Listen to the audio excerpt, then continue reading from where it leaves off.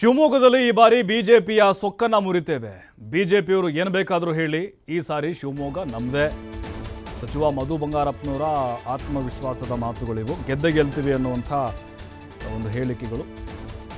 ಬಿಜೆಪಿಯವರು ಏನು ಬೇಕಾದರೂ ಮಾತಾಡ್ಕೊಳ್ಳಿ, ಏನು ಬೇಕಾದರೂ ಹೇಳಿ, ಶಿವಮೊಗ್ಗ ನಮ್ಮದೇ ರೀ ಈ ಸಾರಿ, ಅಕ್ಕ ಗೆಲ್ತಾರೆ ಅಂತ ವಿಶ್ವಾಸವನ್ನು ವ್ಯಕ್ತಪಡಿಸಿದ್ದಾರೆ ಸಚಿವ ಮಧು ಬಂಗಾರಪ್ಪ. ರಾಹುಲ್ ಗಾಂಧಿ ನಾಳೆ ಶಿವಮೊಗ್ಗದ ಸಮಾವೇಶದಲ್ಲಿ ಭಾಗವಹಿಸಲಿದ್ದಾರೆ.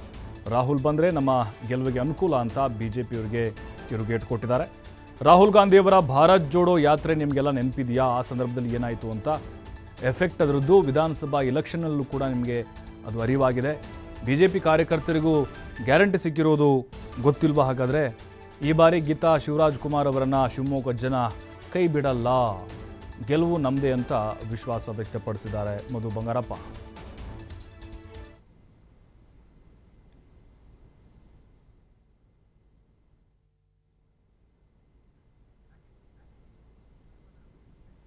ಇನ್ನು ನಮ್ಮ ಪ್ರತಿನಿಧಿ ರಾಕೇಶ್ ಮಧು ಬಂಗಾರಪ್ಪನವರನ್ನ ಮಾತನಾಡಿಸಿದ್ದಾರೆ, ನೋಡೋಣ. ಲೋಕಸಭಾ ಕ್ಷೇತ್ರದಲ್ಲಿ ಕಾಂಗ್ರೆಸ್ ಅನ್ನು ಮುನ್ನಡೆಸುವಂತ ಜವಾಬ್ದಾರಿ ಹೊತ್ತಿರುವ ಜಿಲ್ಲಾ ಉಸ್ತುವಾರಿ ಸಚಿವರು ಆಗಿರುವ ಮಧು ಬಂಗಾರಪ್ಪ ಅವರು ನಮ್ಮೊಂದಿಗಿದ್ದಾರೆ. ಚುನಾವಣಾ ವ್ಯವಸ್ಥೆಯ ಬಗ್ಗೆ ಮತ್ತು ನಾಳಿನ ಕಾರ್ಯಕ್ರಮಗಳ ಬಗ್ಗೆ ಅವರು ನಮ್ಮೊಂದಿಗೆ ಮಾತನಾಡಿದ್ದಾರೆ. ಸರ್, ಕ್ಷೇತ್ರದಲ್ಲಿ ಈಗ ಪಕ್ಷದ ಪರ ಯಾವ ರೀತಿ ಒಲವು ವ್ಯಕ್ತವಾಗ್ತಿದೆ ಅಂದರೆ ಕಡೆಯ ಕೆಲವು ದಿನಗಳಷ್ಟೇ ಬಾಕಿ ಉಳಿದಿದೆ. ನಾವು ಚುನಾವಣೆಗೆ ಅರ್ಜಿ ಹಾಕೋದಕ್ಕಿಂತ ಮುಂಚೆ ಅರ್ಜಿ ಹಾಕಿದ್ಮೇಲೂ ಕೂಡ ಸೇಮ್ ಇದೆ, ಒಂದೇ ಒಂದು ಗ್ಯಾರಂಟಿ ವಿಶ್ವಾಸ. ಮತ ಕೇಳೋದಕ್ಕೆ ಖುಷಿ ಆಗುತ್ತೆ, ಸಂತೋಷ ಆಗುತ್ತೆ. ಪಕ್ಷ ಮತ್ತು ಮತದಾರರ ಮಧ್ಯ ಬಾಂಧವ್ಯ ಹೆಚ್ಚಾಗಿದೆ, ಅದು ಎದ್ದು ಕಾಣಿಸ್ತಾ ಇದೆ. ಅದು ನಮ್ಮ ಎಲ್ಲ ಮತದಾರರು ಮತ್ತು ನಮ್ಮ ಕಾರ್ಯಕರ್ತರು ಅವರೆಲ್ಲ ಹೇಳ್ತಕ್ಕಂಥ ವಿಚಾರ ನೋಡಿದಾಗ ನನಗನ್ಸುತ್ತೆ we are very happy and ಭಾಳ ದೊಡ್ಡ ಮಟ್ಟದಲ್ಲಿ ಗೆಲುವನ್ನು ಕೂಡ ಕೊಡ್ತಾರೆ. ಕಾಂಗ್ರೆಸ್ ನಾಯಕರಾದಂತಹ ರಾಹುಲ್ ಗಾಂಧಿ ಅವರು ಈ ಕಾರ್ಯಕ್ರಮವನ್ನು ನಾಳೆ ಮಾಡಲಿದ್ದಾರೆ. ಸೊ ರಾಹುಲ್ ಗಾಂಧಿ ಅವರು ಬರುವಂಥ ಸಂದರ್ಭದಲ್ಲಿ ಪ್ರತಿ ಬಾರಿ ಬಿಜೆಪಿ ಒಂದು ಮಾತನ್ನು ಹೇಳ್ತಾ ಇರುತ್ತೆ, ರಾಹುಲ್ ಗಾಂಧಿ ಬಂದರೆ ನಮಗೆ ಲಾಭ ಆಗುತ್ತೆ, ರಾಹುಲ್ ಗಾಂಧಿ ಬಂದರೆ ನಮಗೆ ಗೆಲ್ಬೋದು ಅಂತ. ಆದರೆ ಅದಕ್ಕೆ ಬದಲಾದ ಫಲಿತಾಂಶವನ್ನು ಕೊಡೋ ಪ್ರಯತ್ನವನ್ನು ರಾಹುಲ್ ಗಾಂಧಿ ಅವರು ಕೂಡ ಮಾಡಿದ್ದಾರೆ. ನಾಳಿನ ಕಾರ್ಯಕ್ರಮ ಎಷ್ಟು ಮಟ್ಟಿಗೆ ಮಹತ್ವದ್ದಾಗಿದೆ? ಮೋದಿಯವರಿಗೆ ಇನ್ನೊಂದು ವರ್ಷದ ಕೆಲಸ ತುಂಬ ಚೆನ್ನಾಗಿ ಅವರು ಅವ್ರ ತಟ್ಟೆಯಲ್ಲಿ ಕುಳಿತು ಹೆಗಣ ಕೊಳ್ತ ಹಾಕ್ತಾ ಇದ್ರ ಬಗ್ಗೆ ನಮ್ಮ ರಾಷ್ಟ್ರ ನಾಯಕರು ಈ ದೇಶವನ್ನು ಒಗ್ಗಟ್ಟು ಮಾಡ್ತಕ್ಕಂಥದ್ದನ್ನು ಅವ್ರ ಏರೋಪ್ಲೇನಲ್ಲಿ ಸೂಟು ಬುಟ್ಟಿಕೊಂಡು ಹೋಗಲಿಲ್ಲ. ಈ ದೇಶವನ್ನು ಕನ್ಯಾಕುಮಾರಿಯಿಂದ ಕಾಶ್ಮೀರವರೆಗೂ ನಡ್ಕೊಂಡು ಹೋಗಿರ್ತಕ್ಕಂಥ ಮಹಾನ್ ವ್ಯಕ್ತಿ, ನಮಗೆ ವಿಶೇಷವಾಗಿರ್ತಕ್ಕಂಥ ಗೌರವ ಇದೆ.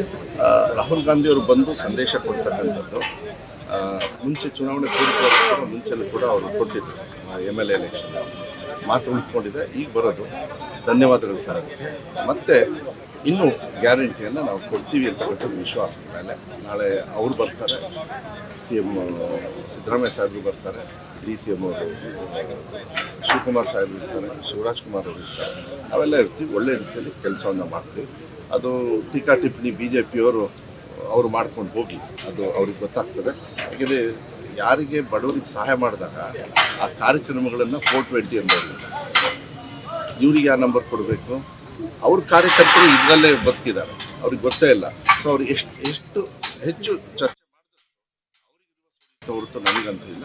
ನಾವು ಹಬ್ಬದ ರೀತಿಯಲ್ಲಿ ಒಳ್ಳೆ ರೀತಿಯಲ್ಲಿ ಯಾವುದೇ ಥರದ ಭೇದ ಭಾವ ಏನಿಲ್ಲ. ನನಗೆ ಭಾಳ ಸಂತೋಷ. ಎಲ್ಲ ಮುಖಂಡರು ಎಲ್ಲರೂ ಕೂಡ ಒಗ್ಗಟ್ಟಾಗಿ ಕೆಲಸ ಮಾಡೋದು ನಮಗೆ. ಒಟ್ಟಾರೆ ಈಗಿನ ಚುನಾವಣಾ ಕಣಗಾಲದ ಮುಖ್ಯ ಮುಖ್ಯಮಂತ್ರಿಗಳು ಹಾಗೆ DCM ಅವರು ಇಬ್ಬರು ಒಂದು ಮಾತನ್ನು ಹೇಳ್ತಿದ್ದಾರೆ, ನಾವು ನಿರೀಕ್ಷೆಗೂ ಮೀರಿದ ಫಲಿತಾಂಶವನ್ನು ಕೊಡ್ತೇವೆ.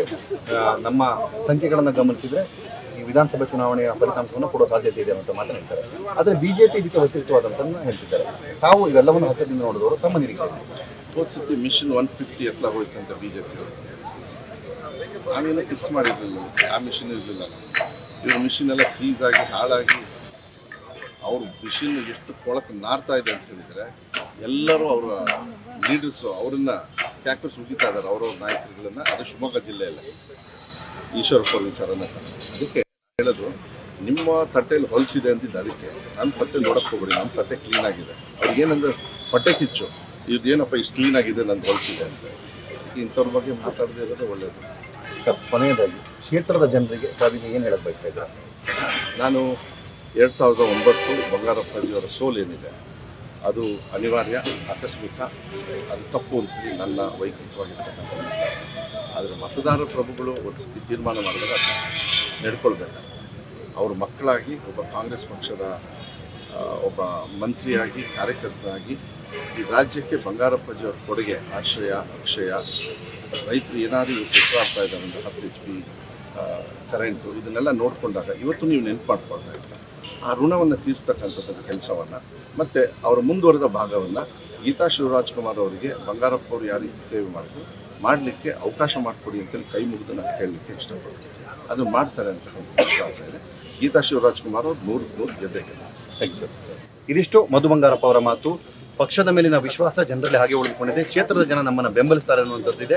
ಹಾಗೆ ವಿಪಕ್ಷಗಳು ಯಾವುದೇ ಮಾತನಾಡಿದರೂ ಕೂಡ ನಮ್ಮ ಶಕ್ತಿ ನಮಗೆ ಅರಿವಿದೆ, ಗ್ಯಾರಂಟಿಗಳನ್ನ ಜನ ಬೆಂಬಲಿಸ್ತಾರೆ ಅನ್ನುವಂಥ ಮಾತನ್ನು ಹೇಳಿದ್ದಾರೆ. ಕ್ಯಾಮರಾಮನ್ ಚಂದ್ರು ಜೊತೆ ರಾಕೇಶ್, TV5 ಶಿವಮೊಗ್ಗ.